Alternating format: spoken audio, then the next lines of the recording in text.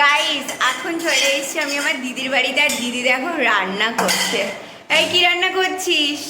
আজকে রান্না করেছি লাল শাক ভাজা। টাকা এদিকে লাল শাক ভাজা, চিকেন হচ্ছে, আর এদিকে পটলটা বাটা করবো।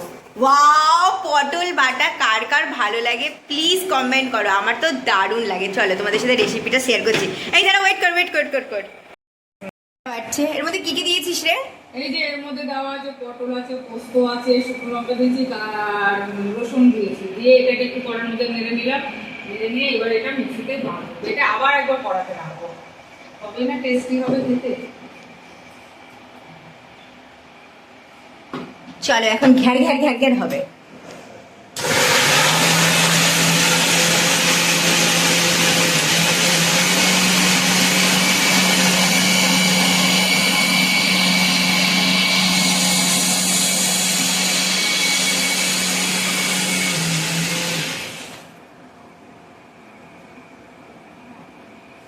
দারুণ দেখতে হয়েছে। আর এইদিকে দেখো ইয়াম্মি ইয়াম্মি আমি আসার উপলক্ষে চিকেন হচ্ছে। তুই আসবি বলে আমি আবার ভাতও করলাম। দেখ ভাতও হয়েছে, কি মজা। আর যেহেতু একটু দেরি করে রান্না করি, কারণ কি বলতো ছেলেটা কলেজে যায় তো, ও আসে দেরি করে, ও আসলে পরে একসাথে আমরা খাই। আমরা এখন খাওয়া দাওয়া করে যাব শপিং করতে। আমাদেরকে কেউ নিয়ে যাবে না তো কি হয়েছে, আমাদের বড়রা নিয়ে যায় না, তাই জন্য দুজনে রাগ করে আজকে বলেছি দুজনে মিলেই ঠাকুর দেখবো। নেবই না ওদেরকে। এই যে ওই ঠাকুরটা দেখবো, বুঝলি তো? কোনটা বলতো? ওই যে যেটা সিন্দুর করেছে না, ও সন্তোষ মিত্র স্কোয়ার দেখবো আজকে।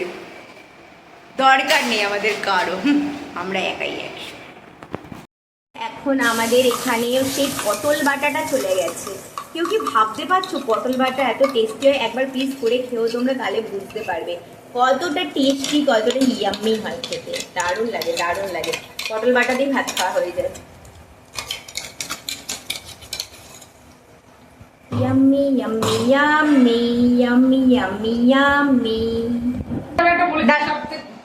বল। এই যে আমি বলেছিলাম আমার বোনকে একটা সব থেকে দামি জিনিস দেবো, বিনা পয়সার, খুব সুন্দর একটা জিনিস, মানে ওর খুব পছন্দের। জানি না ওর পছন্দ হবে না, খুব দামি জিনিস। এটা বাবা দিয়েছে, তুই কোথায় ছিলি রে? বাবার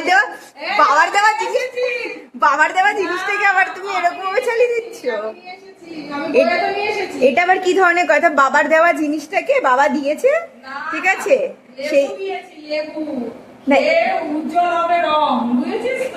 সেটা আলাদা ব্যাপার আছে, যেটা ওকে দিয়েছে আর আমি নিয়ে চলে যাবো এই লেবুটা। বললো দিদি আমাকে ওর পুজোর জামা কাপড় দেখাতে শুরু করেছে, দেখেছো? দেখো মা কি সুন্দর তো রে ওড়নাটা। এটা তো বেশি ভালো লাগছে ওড়নাটা, এটা দিয়ে পরবি এই ওড়নাটা। আরে তোর ম্যাট মানে তোর ডিফারেন্ট কালারের ওড়না হলে বেশি ভালো লাগবে। হ্যাঁ। দেখো পুজোর জামা কাপড় দেখাচ্ছি, পুজোর জামা কাপড়। এখন আমরা খেতে বসেছি, লাঞ্চ করতে বসেছি। আর এদিকে দেখো সবাই বসে পড়েছে। তোমাদেরকে প্রথমেই শেয়ার করেছিলাম আজকে আমাদের কি আছে তোমার লাঞ্চে, কিন্তু এখন তো দেখছি আরও অনেক কিছু অ্যাড অন হয়ে গেছে। ঠিক আছে চলো তোমাদেরকে দেখাই আরেকবার লাস্ট। গাইস এটা হচ্ছে পটল ভর্তা। ও মাই গড, দারুণ যাকে বলে দারুণ।